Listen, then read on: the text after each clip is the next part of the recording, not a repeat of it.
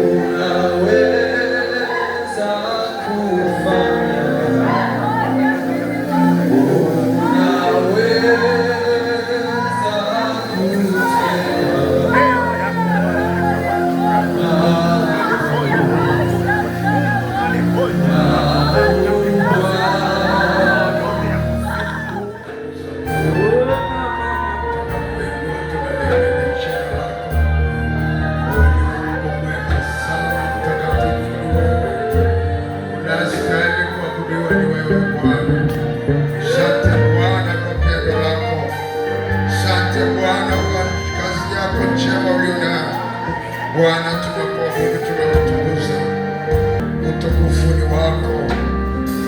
Amen. Utumshangilie Bwana Yesu. Haleluya, haleluya, haleluya. Tumeumbwa kwa kusudi la kumwabudu Mungu, na ndio maana unapomwabudu Mungu jiachilie mbele za Mungu. Ona kwamba uko kwenye nafasi yako nyeti kabisa, na ndio maana kuumbaji wa Mungu aliyokuumba ni ili kusudi kwa kutumia zile skills zilizoko ndani yako mtukuze Mungu. Viko vipawa ndani yako. Haleluya. Na Mungu anatamani sana kuona kile kipawa ulicho nacho alichokuwekea ukimwabudu kwa hicho. Haleluya. Na sasa tunaingia kwenye neno la Mungu. Haleluya. Neno la Mungu ni mkate wa uzima. Alisema Bwana Yesu kwamba mtu hataishi kwa mkate tu, bali kwa kila neno litokalo katika kinywa cha Bwana. Haleluya. Bwana Yesu asifiwe. Leo tutajifunza juu ya Biblia ni neno la Mungu. Neno takatifu la usema amina. Bwana Yesu asifiwe. Tukeshaokoka, kwa sababu kinachokuokoa ni kusikiliza neno la Mungu. Bila neno la Mungu huwezi kuokoka, huwezi kumwona Mungu, huwezi kuwa na ushirika naye. Jamani, Yesu asifiwe. Hebu ndio Biblia yako hivi. Biblia ni kitabu kitakatifu sana. Katika vitabu duniani, Biblia ni kitabu cha pekee sana. Bwana Yesu asifiwe. Biblia ni neno la Mungu lililo hai. Halizeekaji, halipungui nguvu, linaishi. Tuseme amina. Bwana Yesu asifiwe. Biblia inasema kwamba kwenye kile kitabu cha Hosea sura ile ya 4 na mstari wa 6 kwamba watu wangu wanaangamia kwa kukosa maarifa. Na ndio maana neno la Mungu unapolisoma linakuwa ni chakula cha maisha yako, maisha ya kiroho, hata na maisha ya kimwili pia. Ukiwa unasoma neno la Mungu linakuongoza njia ipasayo kuiendea.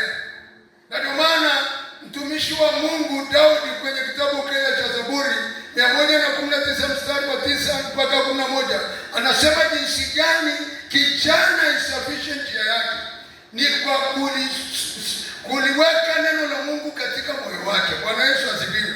Neno la Mungu likae ndani yako mpendwa. Lisipokaa ndani yako hutaweza kwenda. Bwana Yesu asifiwe. Jamani, Yesu asifiwe.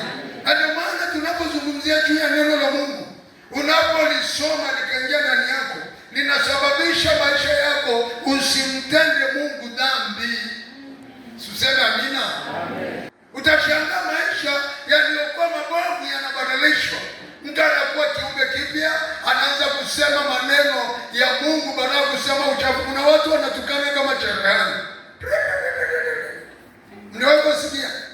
Tena wengine wanatukana watoto wao waliowazaa. Na kutana mtukana hata matusi kabisa mtoto wake alimzaa. Kwa nini? Neno la Mungu ndani yake halipo. Jamani, Mungu atusaidie sana. Bwana Yesu asifiwe. Na ndio maana kusudi kubwa la kusoma neno la Mungu, la kwanza umjue Mungu.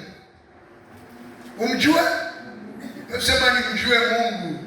Watu wengine wasema mekaa kama na wengine wamelala kabisa. Hebu sema ni mjue Mungu. Ni mjue Mungu kabisa. Yaani ukimjua Mungu na kuhakikishia zile shida unazofikiriaga zinaondoka. Yaani haziwezi kumchungulia Mungu hivi. Kwa maana ukiwa na Yesu ndani yako, shetani anaogopa, anakimbia. Bwana Yesu asifiwe. Jamani, Yesu asifiwe. Kumjua Mungu, ukaishi na Mungu, maisha yakaambatana na Mungu, na kuhakikishia maisha yako kila siku utaona unanawiri, unapendeza. Bwana Yesu asifiwe. Kwa nini? Viko ni magonjwa mbalimbali vinavyotafuna mtu wakati anapomkosa Mungu. Shetani anapata nafasi ya kukutesa, kukuhangaisha, kukuongoza katika njia zisizofaa. Jamani, Mungu atusaidie sana. Lakini tunapomjua Mungu tukampenda, kwa sababu neno la Mungu linazungumza upendo wa Mungu. Sema amen. Upendo wa Mungu, mpendwa, neno la Mungu alizungumzi vitu vya kukudhoofisha, linakufundisha vitu vya kukuimarisha, kukuinua, kukuponya, kukuokoa na kukutia nguvu. Sema amen. Bwana Yesu asifiwe. Ndio maana ukisoma neno la Mungu utajua mpango wa Mungu katika maisha yako. Uko mpango wa Mungu kwenye neno la Mungu. Neno la Mungu lina mpango wako wa maisha. Maisha wewe hujaja kuyatengeneza duniani, Mungu ndiye alikuleta, si ndio? Wangapi waliwahi kuandika barua waje duniani? Na kuhakikishia wewe, Mungu ndiye aliamua kukuleta duniani. Ana mpango na maisha yako.